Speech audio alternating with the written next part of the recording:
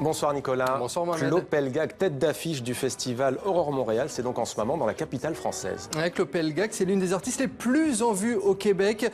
Elle fait des chansons fantasques et décalées. Elle a un univers complètement loufoque. Vous le voyez sur scène, c'est comme une pièce de théâtre.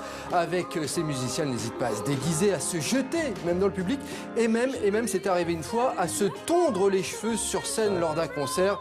Elle est donc à découvrir ce samedi à Paris dans le cadre, vous l'avez dit Mohamed, du festival Aurore Montréal, événement idéal pour découvrir les nouvelles pépites de la scène québécoise. On verra également Lisa Leblanc, Louis-Jean Cormier, dont on parlera d'ailleurs prochainement dans Demander le programme, ou encore Salomé Leclerc.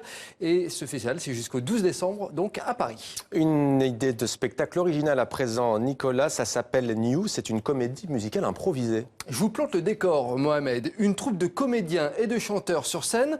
Avant chaque spectacle, un thème et un style de musique sont proposés par chaque spectateur. On tire alors au sort l'une des propositions et les acteurs n'ont que quelques secondes ensuite pour improviser totalement le spectacle du soir. Une vraie prouesse collective, regardez.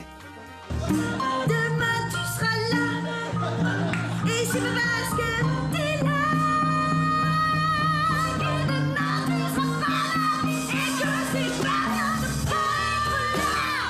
C'est très dur de trouver les gens qui sont des talents avec si divers. Donc il faut avoir les qualités. Donc on a une grande culture générale. Il faut être très bon comédien, très juste.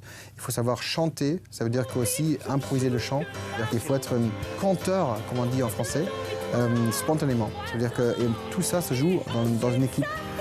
On cherche vraiment des bêtes qui sont des joueurs en équipe. Il faut se faire briller l'un l'autre. Donc l'idée c'est je fais briller mon partenaire.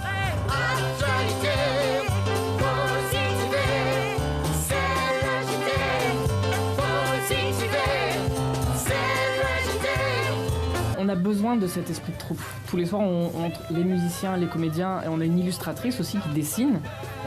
Et on partage tous ce saut dans le vide. Et on est obligé d'être soudés.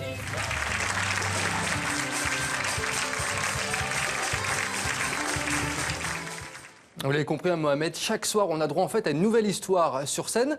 Et j'en ai profité d'ailleurs pour demander à l'une des comédiennes ses petits conseils pour bien improviser et jouer avec les mots de la langue française. On l'écoute. Quand on improvise, à partir d'un mot, d'un seul mot-clé, c'est penser à ce que ça nous évoque comme image tout de suite. Et donc si, je sais pas, on me dit le mot chaise, donc tout de suite, c'est pas « Ah, qu'est-ce qu'il a voulu dire par chaise ?» C'était non, c'est quoi la chaise? La chaise du professeur, la chaise de papy quand il me racontait ses histoires, la chaise qui fait penser à fraise parce que je suis dans la cuisine et que je suis assise ici, et donc voilà. Eh bien, ça peut être soit la sonorité, donc c'est à la portée de n'importe quelle personne qui connaît des mots de français et dont c'est pas forcément la langue maternelle, ou juste une image, même si c'est faux, erroné, bizarre, il faut l'utiliser tout de suite. La langue française est riche et se prête très bien à l'improvisation.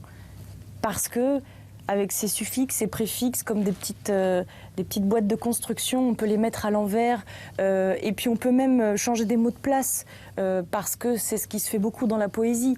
Au lieu de dire je suis allé au paradis, on peut dire au paradis je suis allé, et hop, pile, ça rime avec la phrase d'avant. Le terrain de jeu avec la langue française est infini.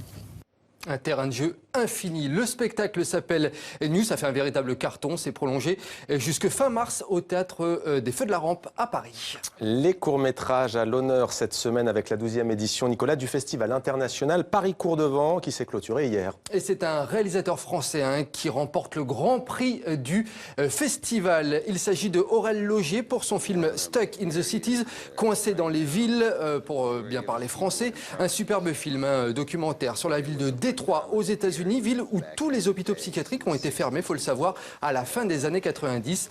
Le réalisateur a donc suivi la nouvelle vie des anciens patients. C'est un superbe court-métrage. Et puis le prix de la meilleure web-série revient à la production belge Burkland, une petite pépite que je vous invite à découvrir sur Internet. C'était Demander le programme. Merci beaucoup Nicolas pour cette chronique culture. Merci à vous.